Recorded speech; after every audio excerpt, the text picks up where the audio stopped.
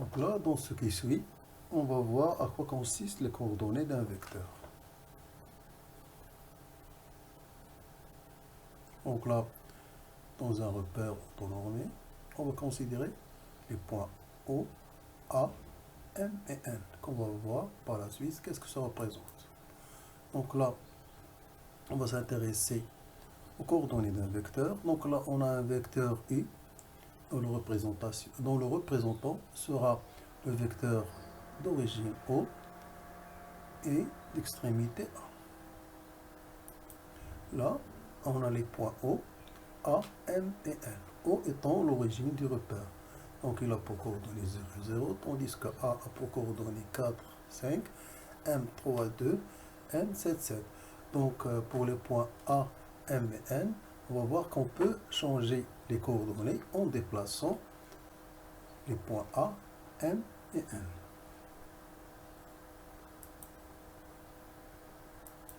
Donc là, on a la figure.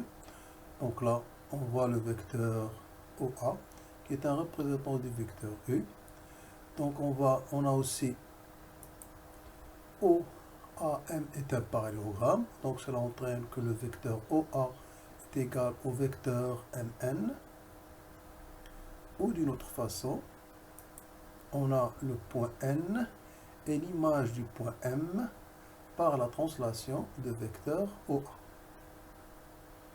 Donc les deux vecteurs OA et MN sont égaux.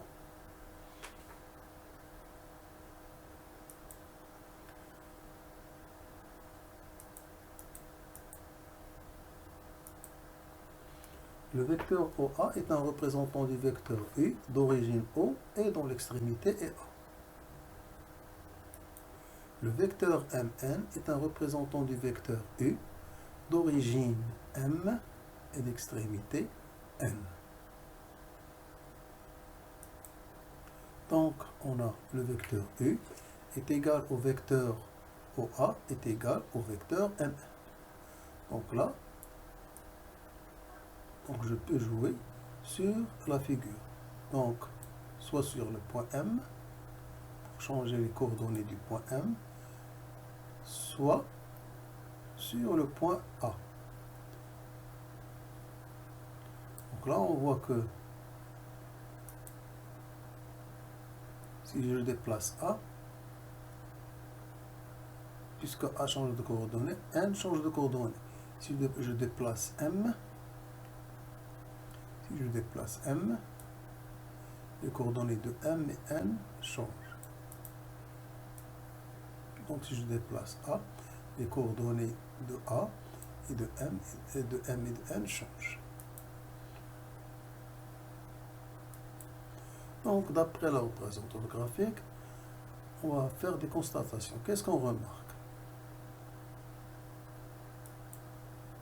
Donc, si j'effectue ce calcul, de même ce calcul, donc ce calcul est lié aux abscisses des points A, M et N. Celui-là, il est lié aux abscisses des ordonnées des points A, M et N. Donc, d'après la représentation graphique, donc si je change A, donc les abscisses changent. Même si je déplace M, les abscisses changent. Mais la constatation que je fais, c'est que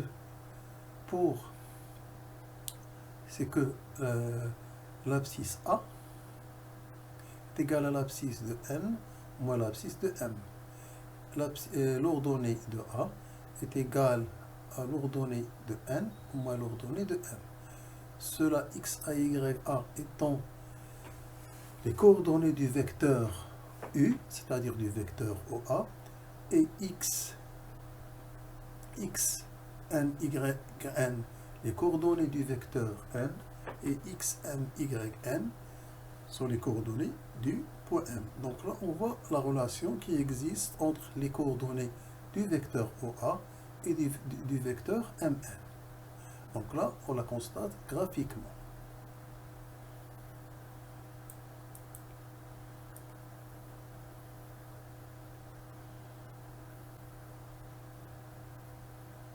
Donc là, j'ai un problème de signe moins. Donc c'est une anomalie qui provient de l'incompatibilité de GeoGebra avec Windows.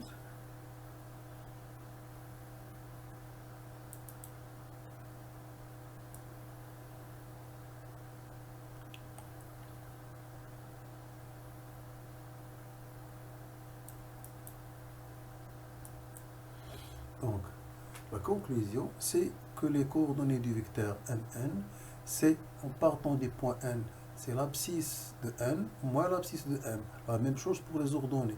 En partant de N, c'est l'ordonnée de N moins l'ordonnée de M.